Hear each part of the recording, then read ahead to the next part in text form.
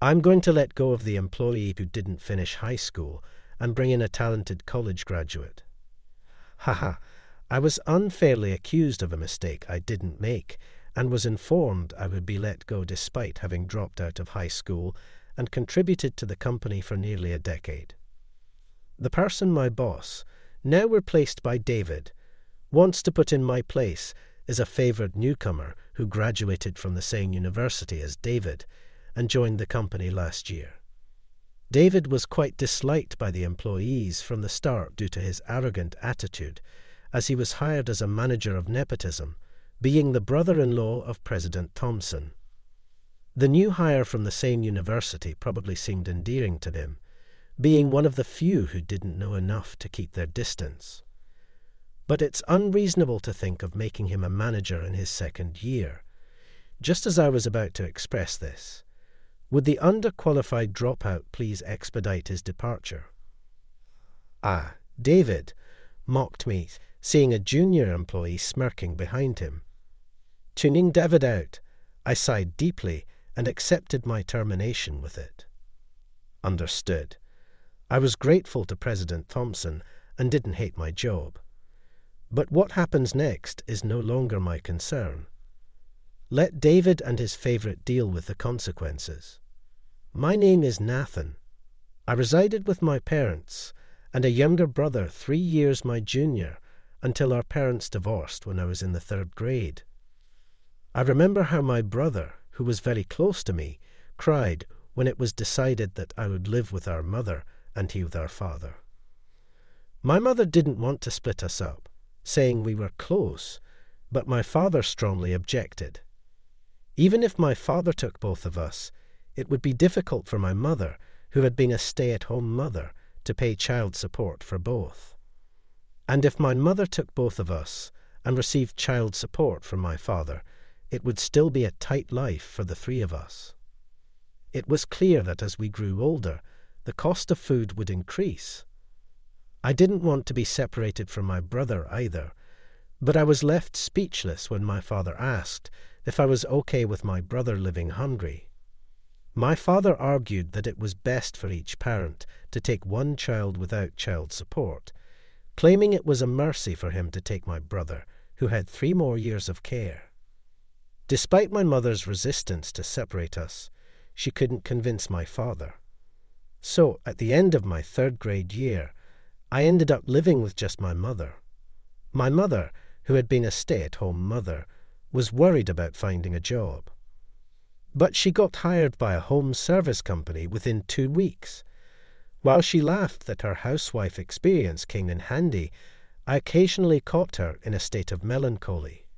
She probably worried about my brother.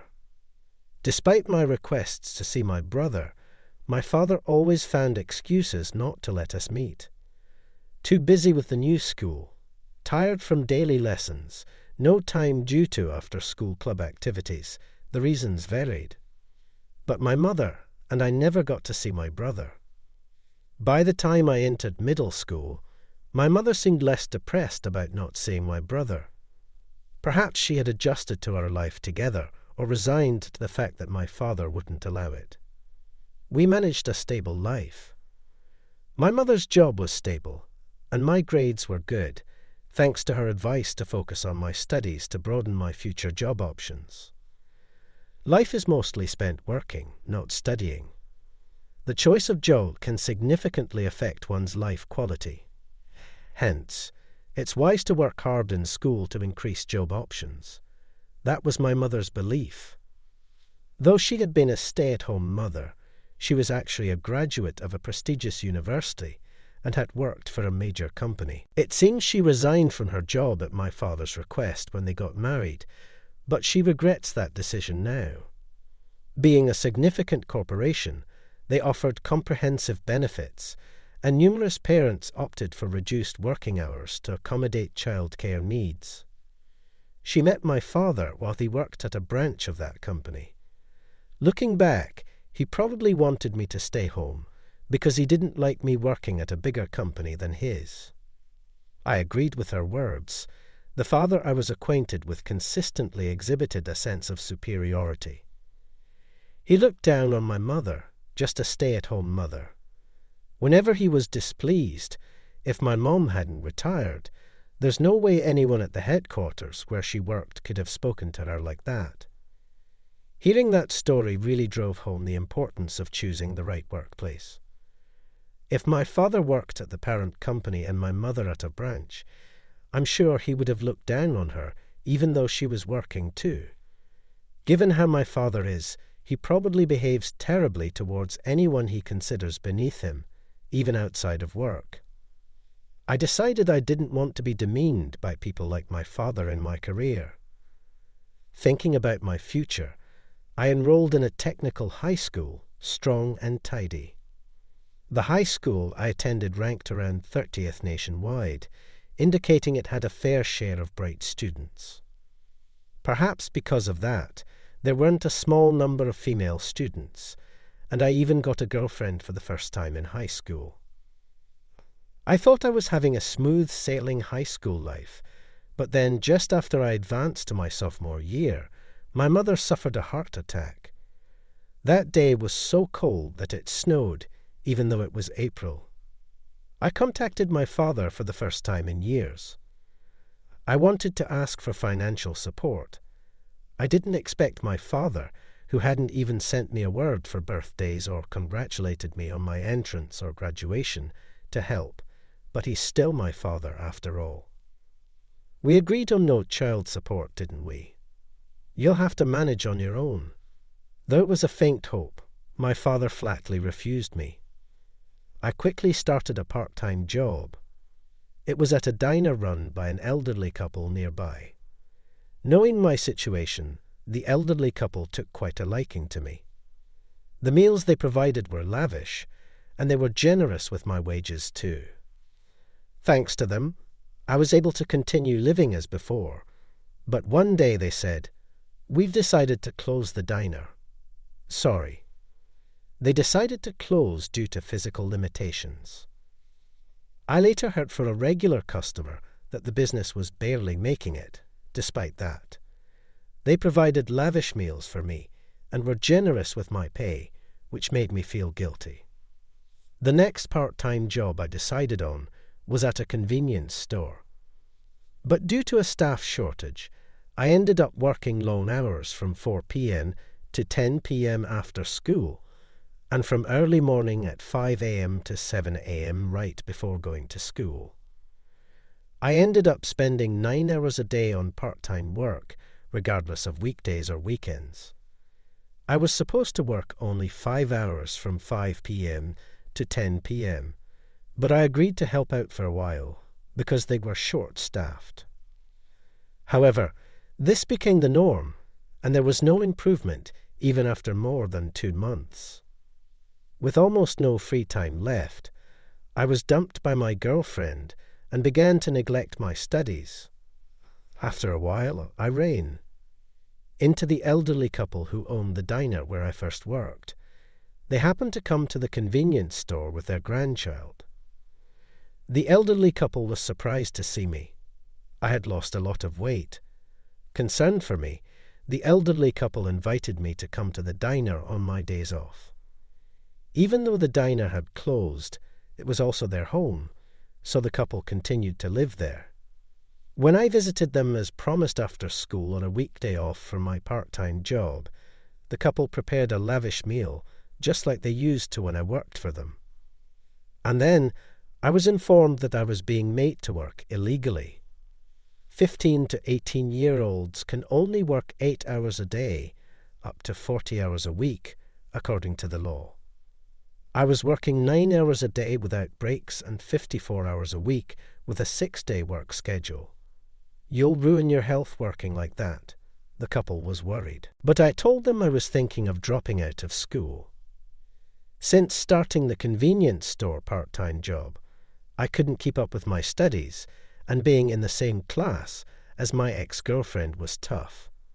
In hindsight, I should have quit the convenience store job and looked for another one, but at the time, I wasn't capable of rational thought. I was preoccupied with thoughts of dropping out. The elderly couple apologized, thinking the closure of their diner was to blame, But they weren't at fault, not at all. Your kindness was a great help to me.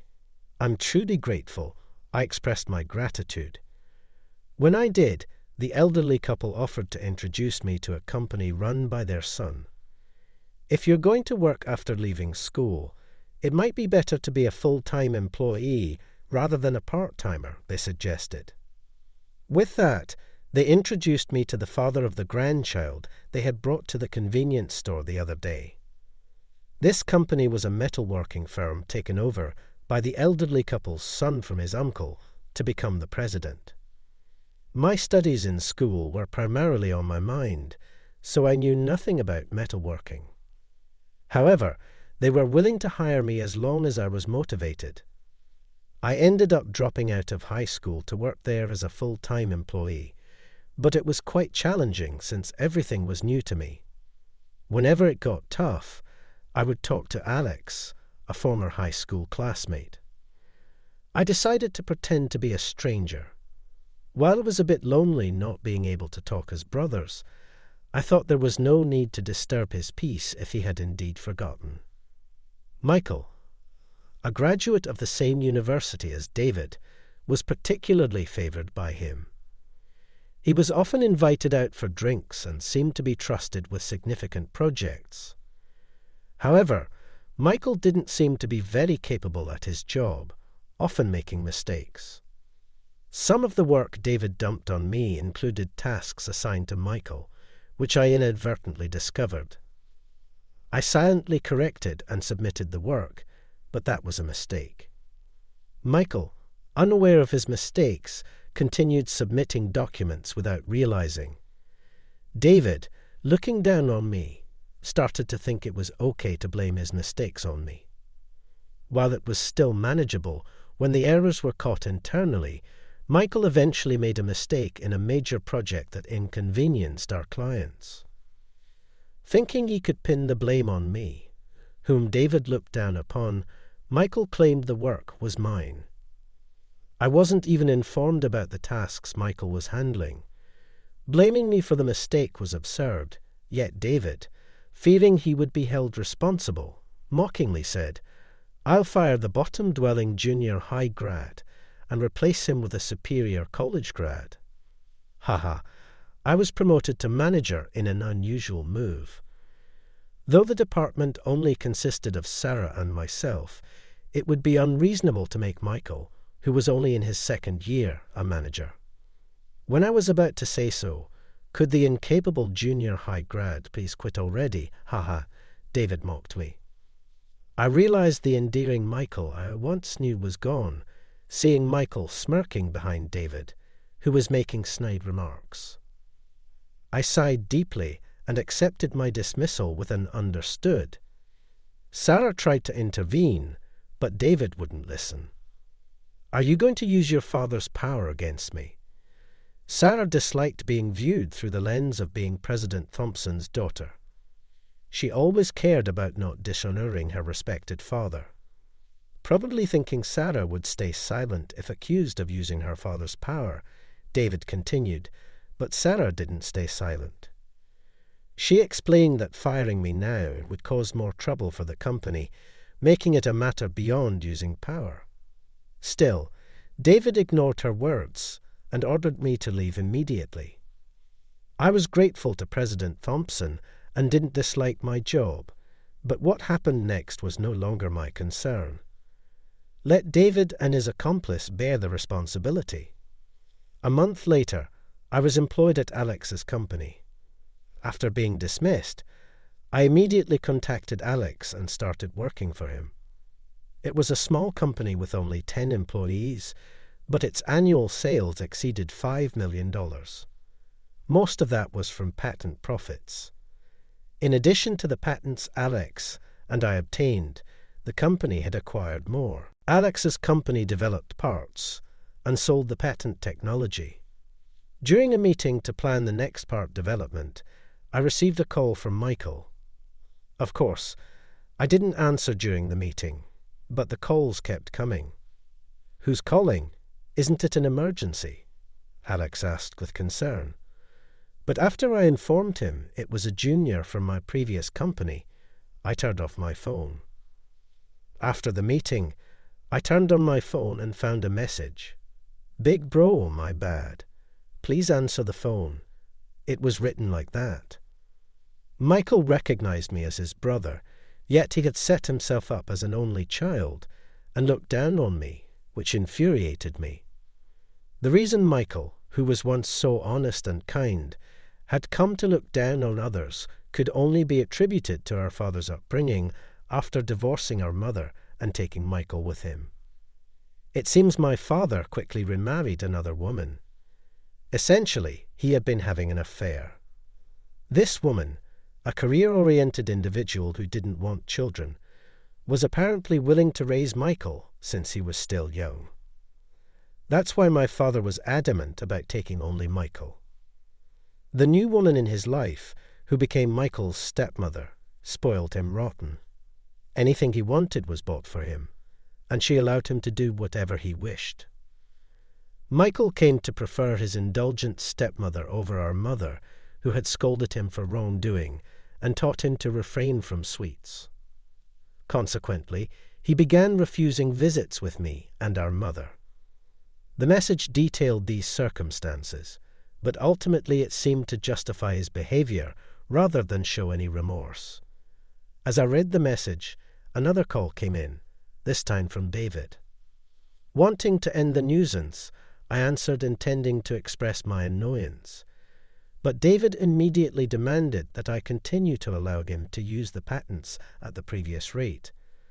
The part Alex and I developed during his summer break happened to be effective for a product my former company was developing. If I had developed the part while at the company, the patent rights would belong to them. But this part was something Alex and I had developed personally. Its economic value was estimated at around $10 billion. However, out of gratitude to President Thompson, I had set the usage fees quite low. Alex had agreed to this, but now that I had left the company, we had returned to the original price. Didn't Sarah say the company would be in trouble without me?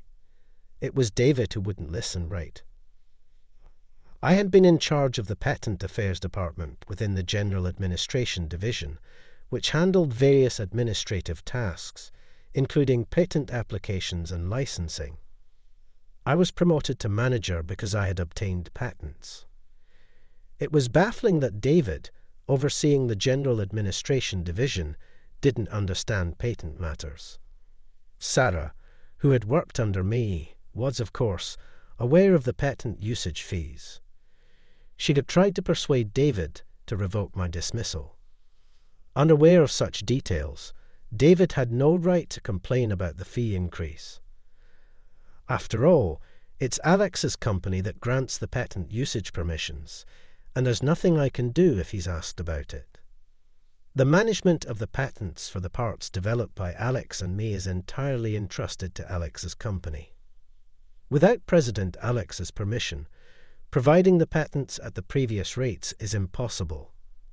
Even if they ask me to let them use it cheaply as an individual, there's nothing I can do. David, learning this for the first time, demanded that the person in charge visit him, demanding that a representative from the company granting the permission come to the company. Requesting to use it is beyond impolite. Disgusted. Alex was studying metalworking in the mechanical department, so he was able to give me advice. Even after I left high school, he kept in touch and was a significant support who always worried about me. As Alex was about to enter his third year of high school summer vacation, he made a proposal to me. He suggested doing something big using the information engineering I had studied and the mechanical technology he was learning. I was surprised by such an unexpected suggestion.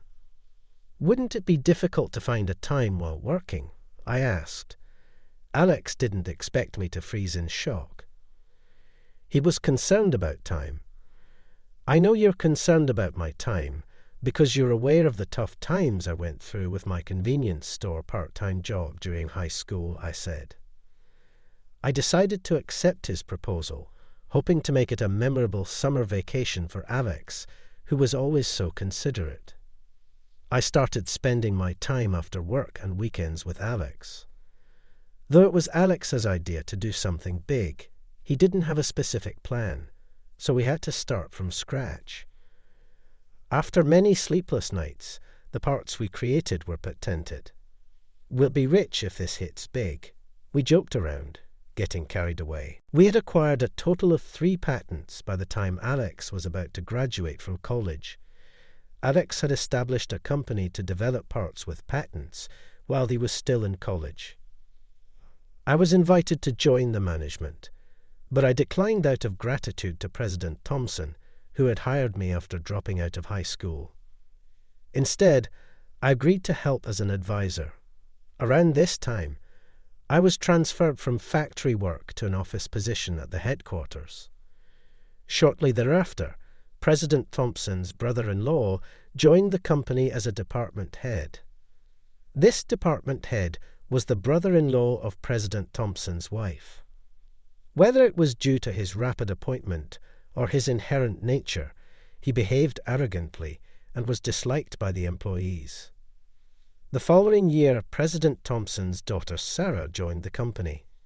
Sarah, being President Thompson's daughter, never flaunted her status and was earnest about her work.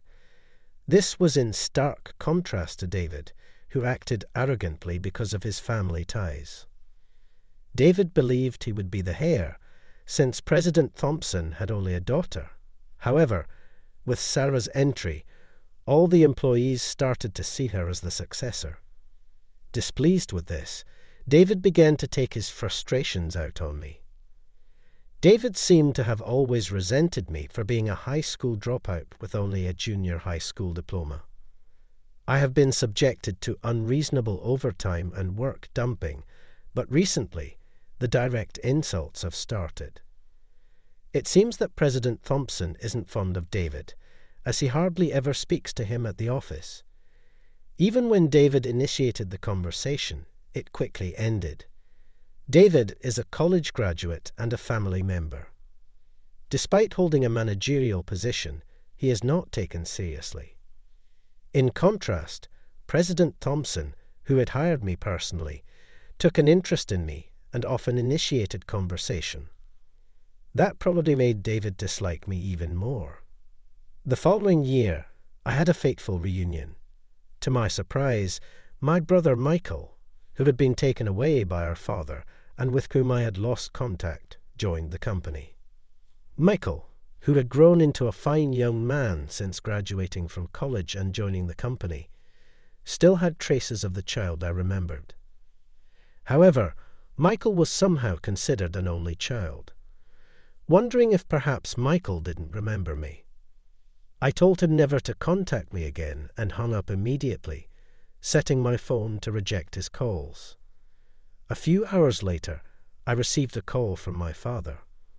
Assuming it was Michael crying to him, I decided to answer. As expected, he wanted me to reconsider the patent fees for Michael's sake. The condition was that I had to be working there. "You'll have to figure it out on your own," I retorted, echoing the words my father had said when my mother fell. My father began to complain about my disrespectful tone, likely not realizing he was repeating his own words when mother fell. "Those were the words you said to me, remember?" At a loss for words, my father stumbled over his response, and then he made an unbelievable suggestion. "That's right. It must be lonely living alone, right? Why not come live here with your new mother?" he offered. "What are you talking about?" "I've been living with my mother all this time," I replied. "My mother, who fell ill during my high school years, has since fully recovered and is back to work. A few years ago, she even started her own housekeeping company, actively hiring single mothers, which has been featured in magazines. It seems both my father and Michael thought our mother had passed away. You thought I was all alone, yet you offered me no help when I was in high school," I said. When I mentioned this to my mother, she said, "It's your fault for not consulting me." Until Michael joined the company as my junior, my mother didn't know I had dropped out of high school. Even after dropping out, I continued to pretend to go to high school. She believed I was being supported financially by my father and felt guilty towards him. However, when Michael joined the company and started mocking me for being a junior high school graduate along with David, I became irritated, forgot my lie, and complained to my mother, which led to her discovering the truth. After scolding me for acting recklessly and making decisions on my own, my mother apologized to me repeatedly. But it's not like she wanted to become sick. My father, who knew I was struggling but chose not to help, was the most to blame. As we talked, my mother also became irritated, and we ended up complaining about my father together. Dropping out of high school was beneficial since it led to obtaining patents, so it wasn't all bad, although I'd be lying if I said I didn't miss my high school days. I don't regret my decision. Later on, after hearing the story from Sarah, President Thompson fired David and gave Michael a 6-month pay cut. It seems President Thompson never had a high opinion of David to begin with. He regretted hiring David, who had been pushed onto him by his wife's sister with a condition that he could be fired if he caused any trouble. Michael, still young, was given a chance for re-education in hopes he might change his ways with just a pay cut. I knew about this because Sarah told me after I left the company. Sarah kept inviting me out to eat, thinking she was trying to appease me over the patent rights. I continuously refused. Eventually, feeling guilty for refusing so many times, I clearly told her, "I don't have the right to decide the price of the patents, so I can only keep refusing your invitations." Sarah was surprised, not realizing I had felt that way about her invitations. She had no such intentions and simply didn't want to become distant from me. She truly just wanted to have a meal with me. Since the patent issue wasn't involved, going out to eat wasn't a problem. Sarah and I started going out for meals frequently, and she eventually confessed her feelings to me. Surprised, as I hadn't expected her feelings to be romantic, I accepted her confession, having harbored some feelings for her myself. Now I'm more smitten with Sarah than she is with me. Although President Thompson asked me to return, I declined, saying I enjoyed my current job. I didn't dislike metalworking, but I found the work in part development more enjoyable. President Thompson accepted this, saying it was fortunate I found a job I enjoyed. We've since established a good relationship, even forming joint research and development projects between our companies. As for my mother, she filed for damages against my father and his new wife. My father claimed it was too late due to the statute of limitations, but my mother had only recently learned of the affair. She had suspected his infidelity due to his cold behavior during their marriage, but had no proof. However, it was only last month that Michael's message turned my suspicions into certainty. My mother is determined to thoroughly punish my father for not offering a helping hand when I was struggling. The court ruled in her favor, and my father and his new wife were ordered to pay her damages. They blamed Michael for leaking the information and kicked him out of the house. After being demoted and kicked out, Michael seems to be living a difficult life. It's unclear if that was the reason, but I heard that he was fired for getting involved with a married woman who was giving him money.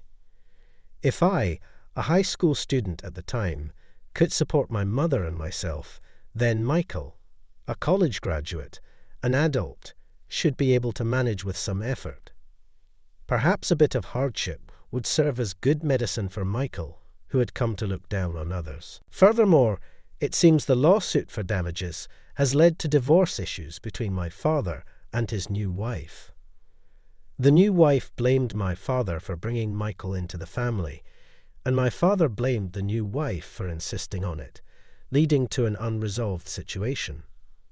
Additionally, My father was seemingly forced to resign from his company, not because the affair was discovered, but because my father's company was also using the patent technology Alex and I developed, and Alex decided not to renew the usage rights.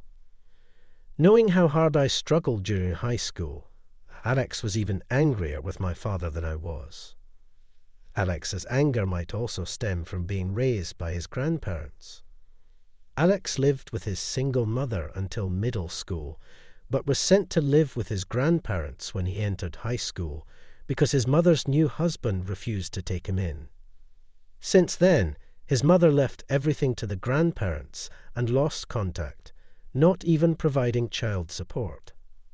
Fortunately, Alex's grandparents were reasonably well off, allowing him to graduate from college.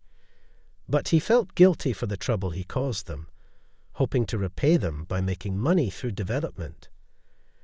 Alex proposed we undertake a significant project.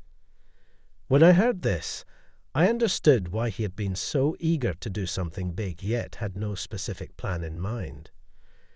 Alex despises those who fail to fulfill their parental responsibilities.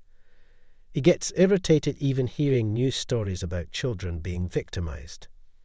So it's no wonder he's even more upset about someone close to him. We developed it with the hope that it would be used for the good of others, and I don't want it used by someone who won't even help his own son, Alex declared, refusing to renew the contract as long as my father was involved with the company. This led to my father being pushed to resign. Initially, my father refused to resign over a past affair, but the cold treatment from those around him became unbearable, and he left. People had perceived my father as a loving husband and doting father, but once they learned the reason for the non-renewal of the patent rights, they felt deceived by him. It seems my father had been introducing his new wife while still married to my mother. Everyone was surprised to suddenly learn he had a son entering elementary school, but assumed the boy had simply never come up in conversation. Discovering that the woman he introduced as his wife was actually his affair partner, and despite seeming to adore his son, he hadn't helped me, his eldest, must have felt like a betrayal. My father lashed out, saying, "You're the ones who assumed everything was ideal." Well, I can understand my father's feelings to some extent. Adultery is generally unacceptable, and providing for one's children is a basic responsibility. Facing cold stares was a consequence of his own actions. After resigning, my father once stormed into Alex's company, complaining that it was unfair to terminate the contract over personal issues. Indeed, personal feelings were involved, but legally there was no issue since the rights were still acknowledged, just not renewed. Alex refuted my father's arguments, and he left dejectedly. Later, President Miller of the company my father worked for came to plead for the continuation of the patent rights contract. "We'll accept the renewal if you're willing to pay a higher price." The original contract was made when the technology was new and its demand uncertain, so the usage fee was quite low. President Miller reluctantly agreed, likely because they desperately needed the patented technology. After President Miller left, Alex joked, "Is this what they call poetic justice? Promoting good and reducing evil?" Alex, striving to repay his grandparents, became the president of a successful company with an annual revenue of over $5 million and continues to live happily with them. My mother, who fought her illness while living honorably, started her own company and achieved success. Though we faced hardships, enduring adversities has led us to fulfilling lives doing what we love. Yet my father, who selfishly abandoned my mother and me, ended up unemployed and burdened with alimony payments. His new wife, also facing alimony payments, is entangled in a messy divorce with her now jobless husband Michael. Perhaps influenced by being taken by my father, Michael suffered due to his arrogance and condescending attitude towards others. Both David and Michael lost their jobs in the end. Those who demean others seem unable to find happiness. Perhaps this really is a case of poetic justice, as Alex said.